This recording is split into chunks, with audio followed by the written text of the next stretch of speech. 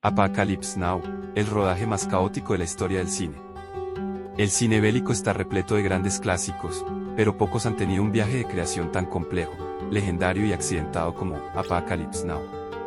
El proyecto de Francis Ford Coppola, basado libremente en la novela de Joseph Conrad, El corazón de las tinieblas, sigue al capitán Willard, Martin Sheen, en su misión secreta para asesinar al renegado coronel Kurtz, Marlon Brando, en las profundidades de la jungla vietnamita.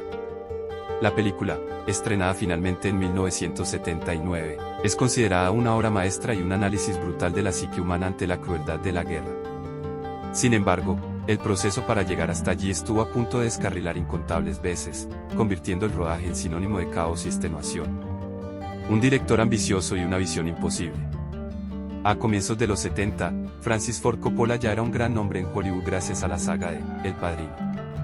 Envalentonado por el éxito, se embarcó en una adaptación extremadamente personal del clásico de Conrad, trasladándolo del Congo belga del siglo XIX a la guerra de Vietnam. Los problemas empezaron con el guión. Originalmente escrito por John Milius, Coppola sentía que le faltaba un elemento filosófico.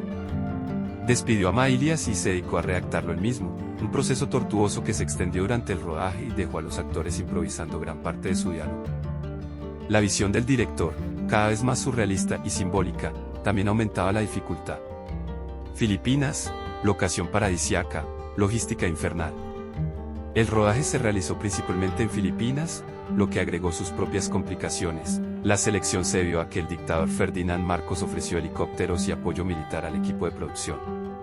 A cambio de miles de dólares diarios, Coppola pudo simular una zona de guerra con explosiones y batallas a gran escala.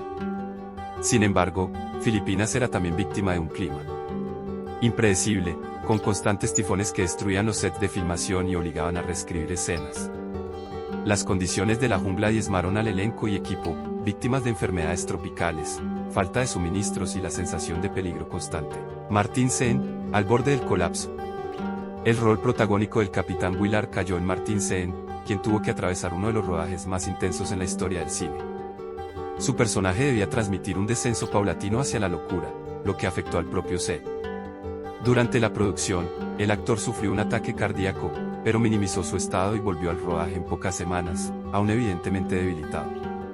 Sumado a esto, se luchaba con problemas de alcoholismo, que empeoraron durante la estancia en Filipinas. La mítica escena donde Willard se emborracha en su habitación de hotel frente a un espejo roto, refleja mucho del agotamiento físico y emocional genuino del actor. La pesadilla de Marlon Brando.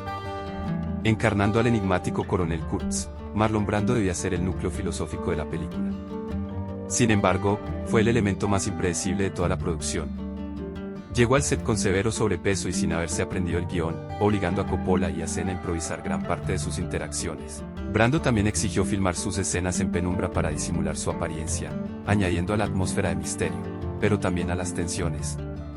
Sus monólogos finales, cargados de simbolismo oscuro, fueron escritos por el actor en base a largas conversaciones con el director. Un final a ciegas, un milagro en edición. El rodaje original estaba planificado para solo 6 semanas, pero se extendió por más de un año. Para entonces, Coppola tenía cientos de horas de metraje sin saber exactamente cómo darían forma a la historia. La sala de edición se convirtió en el último campo de batalla, donde Coppola y sus editores lucharon durante años para darle sentido a la narrativa, al tiempo que el estudio amenazaba con retirarles el apoyo. El resultado final, con sus escenas oníricas, diálogos filosóficos y un descenso inexorable hacia la oscuridad, es prueba del esfuerzo de Coppola, pero también de algo de suerte de que semejante desastre lograse convertirse en una obra maestra. Apocalypse Now es tanto un reflejo de la guerra de Vietnam como del proceso tormentoso detrás de cámara. Su leyenda reside en la ambición casi suicida de su director y su negativa a ceder ante los infinitos contratiempos. Es un ejemplo de cómo, a veces, el arte más grande nace del caos más absoluto. Suscríbete a nuestro canal para más historias y curiosidades del mundo del cine.